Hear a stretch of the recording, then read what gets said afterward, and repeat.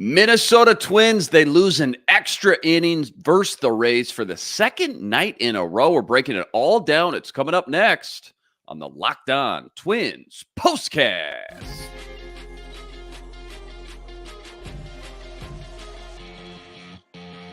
You are Locked On Twins POSTCAST, part of Locked On Minnesota on the Locked On Podcast Network.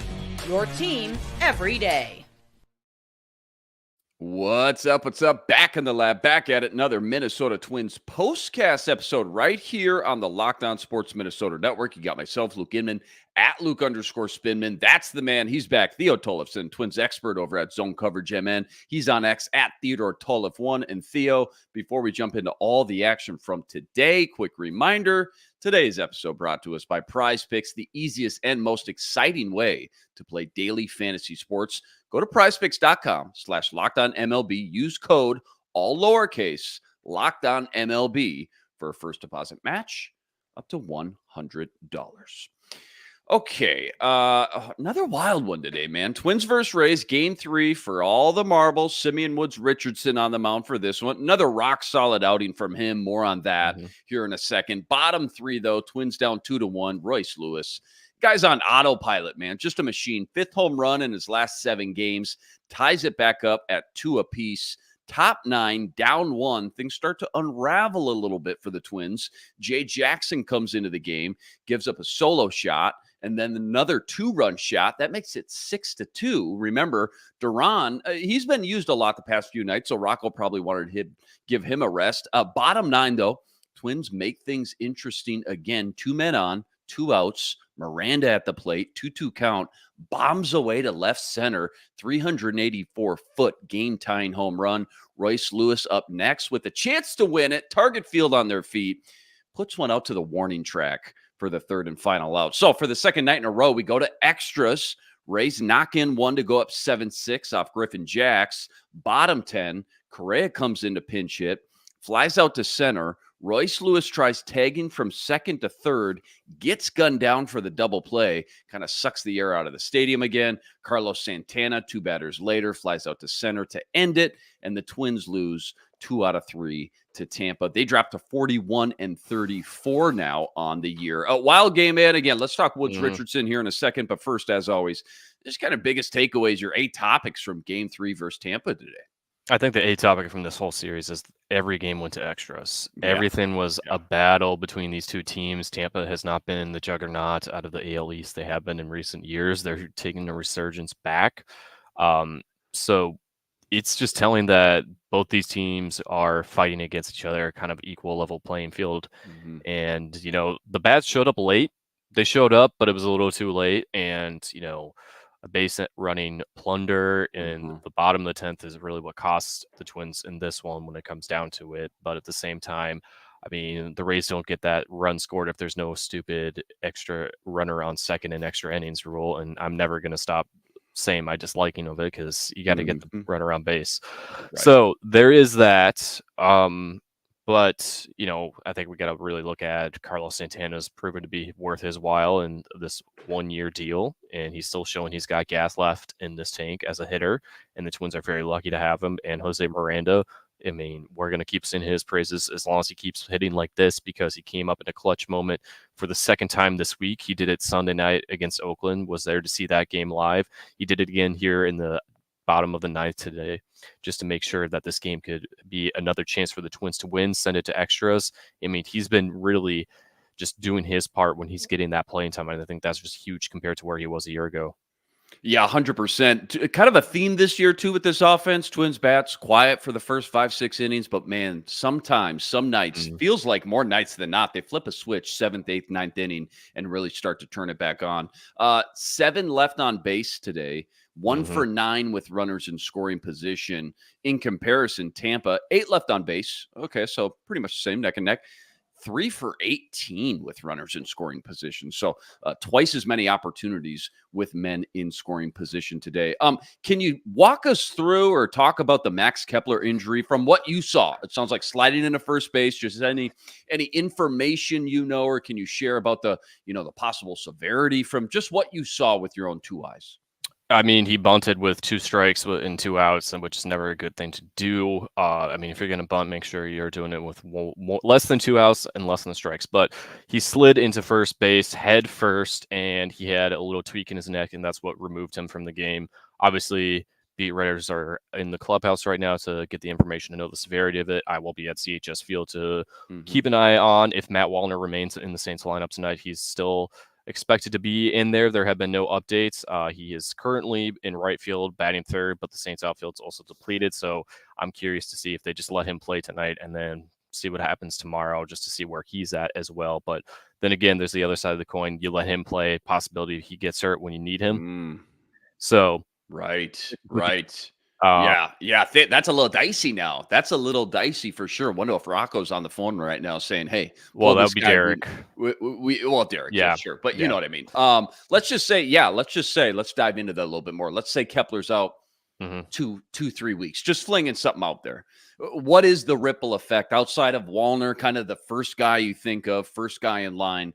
But any guys outside of Wallner that just comes to mind when you think about Derek, Rocco, whoever it may be, realistically kind of top 1 or 2 options at right field for the next few weeks if Kepler is indeed out for a couple weeks. I mean, realistically, it's just Wallner, just based off of who's on the 40-man roster. I mean, you could, it'd be a stretch, call up Tony Kemp, who's been on fire for the Saints as of late, a minor league signing in the middle of April, but all the logistics that have to come with adding someone to the 40-man roster, it just wouldn't make sense. And, Wallner's a lot more comfortable in right field than he is in left field. So, I mean, if push comes to shove, it's going to be him. So, yeah, I think obviously everyone wants to pay close attention to the Saints lineup more than the game itself, even though that's still going to be hopefully a better game than what the Twins had here this afternoon, later tonight. But, yeah, I mean, we'll keep an eye on that. I will certainly have that. And, yeah, people just keep an eye on my Twitter later this afternoon and evening to see if Matt Wallner is indeed going to be returning to the Twins. And it would be a good time for him because he's leading the Saints in home runs. He's had about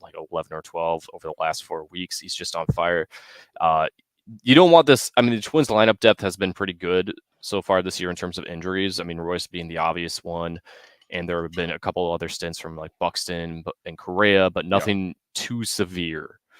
And I don't think that's going to be the case with Kepler slide into first base. That was just not the best decision to beat out a bunt and kind of cost yourself that. But, realistically, once we hear something, my anticipation, and again, I'm no doctor. I can't diagnose so early. We don't know. I would assume 2 to 3 weeks if it comes to it. And if not, we'll know more later. So obviously, early speculation. Let's speculate responsibly and not get caught up in any of our imaginations, as I know Twins Twitter loves to do. Yeah, that we love to do for sure. Yeah, let's just knock on wood. Hopefully he comes back sooner than later. If not, again, got Wallner waiting in the wings. But again, after Wallner, does sound like it gets somewhat thin kind of quick. Let's unpack Woods Richardson's day here real quick. Again, 6 innings, 4 hits, 2 earned, 2 walks, 6 Ks, 92 pitches. What stuck out the most today with his game? And where are we kind of at now with the whole Simeon Woods Richardson experience, if you will, right now through 11 starts, more big picture this year? I mean, I think he's established himself as probably the Twins Rookie of the Year candidate with what he's been doing right now on the mound. And it's been great. It's exceeding expectations. And I know I'm just beating the dead horse repeating what I'm saying, but this is so much better than what he was a year ago in AAA. And he's really just put himself back into a stable spot in this rotation. And now this last time around and during this homestand, it looked like Chris Paddock is the one who likely is going to need the break out of anyone in this rotation, which would more than likely recall Louis Varnland up for full time. And he pitched well the last couple times around this week. Obviously, Sunday night's game, he just had a tough time getting that last out in the 7th inning, but everything up before then was fantastic. So I think, Woods Richardson has proven to be the most stable starter behind Joe Ryan this season, which I don't think anyone would believe that coming out of spring. Nobody had that on their bingo card this year, to say the least. No, he's been a great, bright spot for sure in this rotation and just on the entire team, just in general. Very streaky team, it feels like this year, right? I mean, okay, today, all right, come on. No Correa until the 10th, right? No Duran. Kepler gets hurt, has to leave in the 1st inning. So not the end of the world, you lose this one, but just in general this year, I'm thinking it's like it's been either red hot or kind of ice cold so far this season. One or the other, though. So I know they've just lost 2 in a row now, but they've also still won, 7 of their last 7 out of 10. Yeah. So they just had a 6-game win streak, I guess. Which version of the Jekyll and Hyde team most accurately depicts who they truly are, though, if you had to pick one side of the coin? I mean, I think just these last couple of games with everything going to extras, this whole series shows that there's going to be that back and forth, more of that stability instead of being red hot, red cold. They're going to just win a couple here, lose a couple there, and go back and forth. And these extra inning losses the last 2 days and the win on Tuesday night are just showcasing that's what we're working with here. Now, granted, they are still in the middle of a stretch where they're not going to be playing a team over 500 with a record over 500, at least as of right now, until next weekend with the Seattle Mariners. Now, the Arizona Diamondbacks who come before that are just a game below 500, so that can change. But you're not playing teams who are playing their best baseball for a good stretch here, and one of them was going to be sneaky and catch up and expose some of those weaknesses the Twins have, and Tampa, as usual, she tends to be that team with them, and that's what happened these last couple games. Yeah, well said. All right, Rocko Report, favorite, least favorite move, decision from today's game. Maybe a lot of options in this one. I don't know. Game 3 versus Tampa. What's the Rocko Report say today? I mean, I know a lot of people are going to go after Jay Jackson and him coming into this game, but I really just want people to understand. I mean, I've only spoken to the man once and seen him pitch 3 outings in St. Paul, but after his really good first outing down in St. Paul, I mean, he just had a tremendous smile on his face, like he was back on top of the world. So I understand people's frustration with him, and it sucks to see someone who was signed for X amount of money not do as well, but that's not the case. And like, he's had a long career and he's battled through so much to get to a point like this.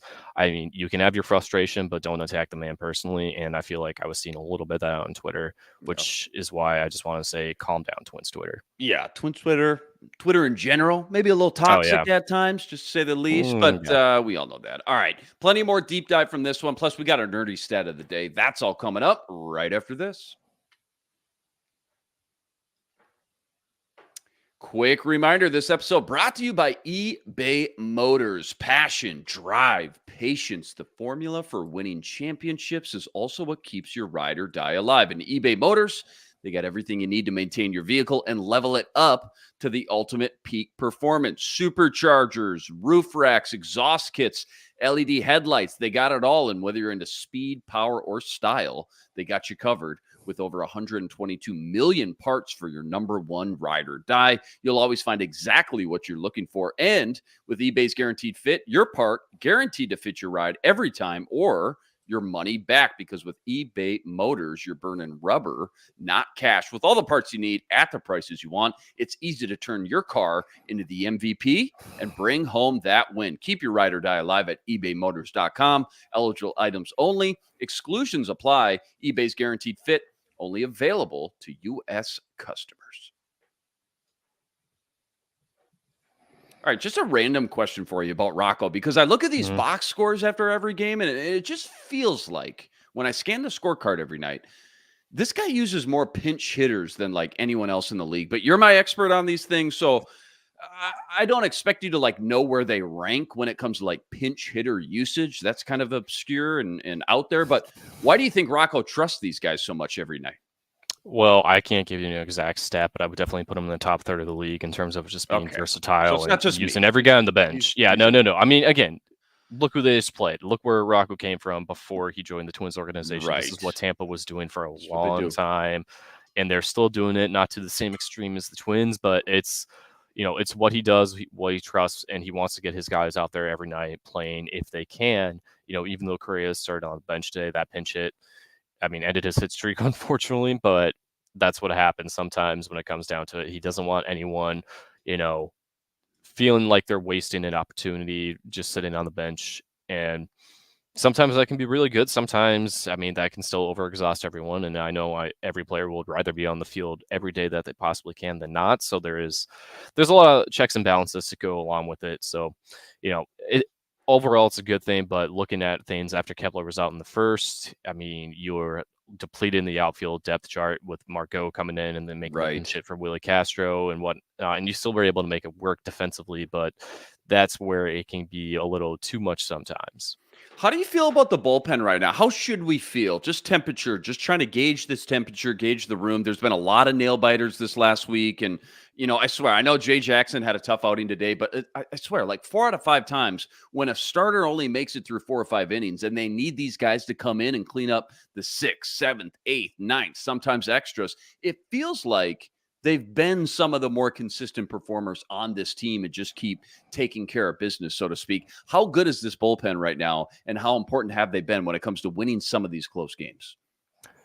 The last 2 games before these last 2 losses, the Sunday night game, keeping the game intact, and with and Griffin Jackson save that night, and then last night being at that game, seeing Juan Duran keep things in check, but a throw-in error is what cost it. So I think there are a couple patches they'll definitely need to fix up. It's the weaknesses are being exposed right now, and that's where we're June 20th. These front offices across the league, those who are in contending, are looking at all these teams who are out of contention, what kind of relievers they can get out of them so they can reinforce those weak spots and have more depth.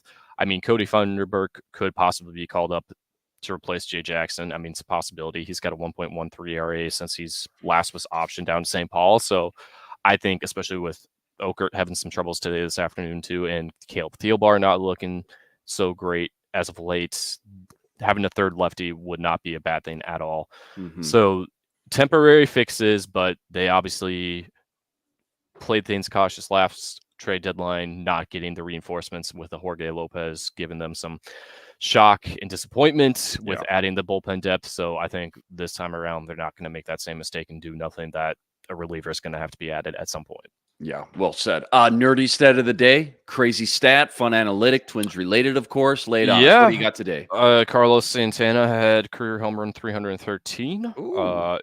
Doesn't really move him past anyone, just moves him one step closer to tying former Major League outfielder Reggie Smith, who had a 17-year career, a very underrated career, as my editor over at Twins Daily, Matthew Truba, loves to sing his praises and say he needs to be in the Hall of Fame.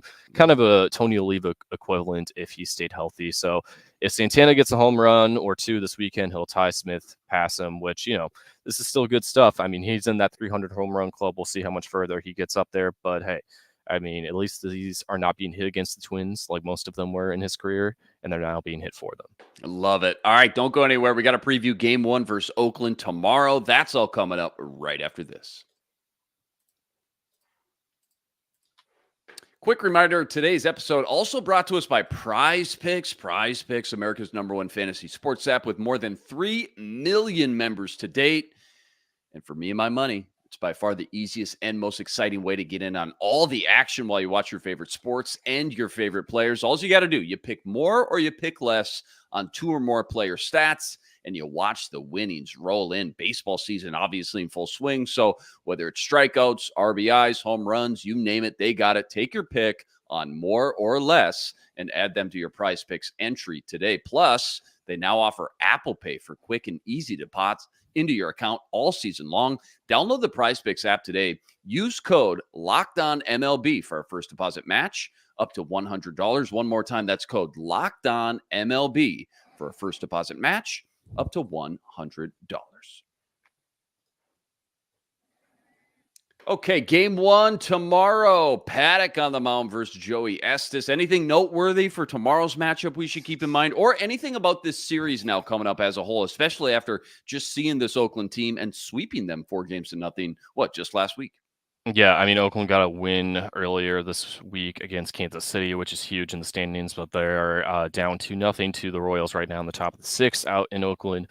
I think the main thing to focus on is Paddock and how he's going to be after his last start, because he was not looking sharp at all on Sunday night. I mean, he gave up 5 runs and didn't make it through the 3rd inning, and they had to bring Varland in. So I think the main thing is, how is Paddock going to look, and if there might be a break for him coming up if things do not go well this time around against Oakland, and we might see Varland come back up against this.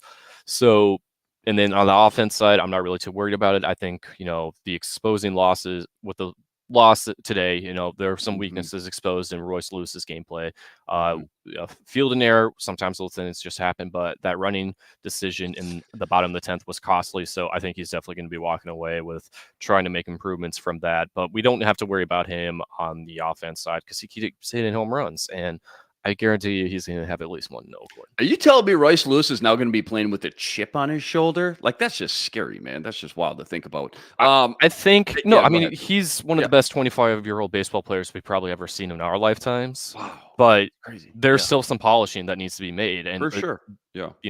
We're seeing those weak spots, and those chips on his shoulders might be cleaned off. So we'll see what comes of it.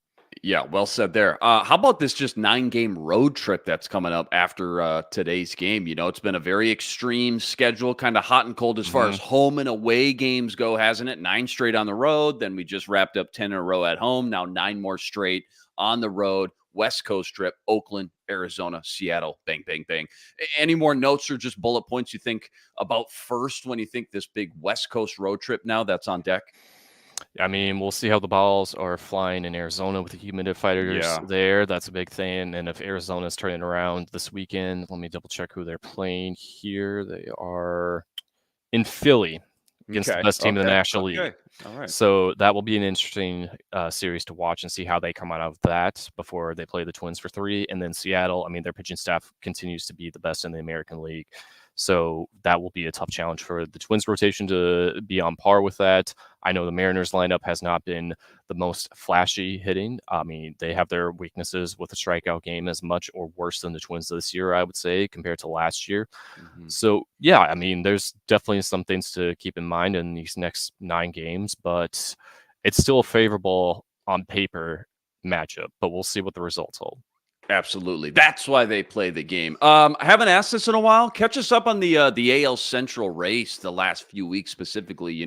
Twins finally squeaked past the Royals there for a second place. Now I know they just lost 2 in a row. Cleveland keeps winning though, or what? Like how's this whole thing shaking out 3 months into the year?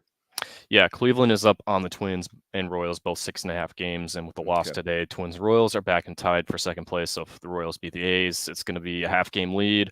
I think we just keep waiting for Cleveland to drop the ball and, lose their pacing, but they just keep being resilient. So we'll see what happens. And I think that's the thing. If they can continue being like this for the next month and get the right player at the trade deadline, that makes them even more scary and, the division more competitive. But I think it's also to take a note, the American League Central has not been this competitive since I want to say like late 2000s, early 2010s, where you get 3 teams trying to fight for postseason fight. And I think we need to take that in because the AL East dominance is not there. The AL West is what a lot of people expected the AL Central to be. So let's try to, it is frustrating that the Twins cannot catch Cleveland and Cleveland's won a lot of the important games against them, but let's still try to enjoy it until the next time they match up. So do you think there's like a magic number or I guess basically, we're going to talk trade deadline quite a bit these next few weeks. You just talked about, hey, if Cleveland goes and adds somebody, they're going to even be more dangerous. Do you think at a certain point, Derek Falvey will get a little cold feet about making an aggressive move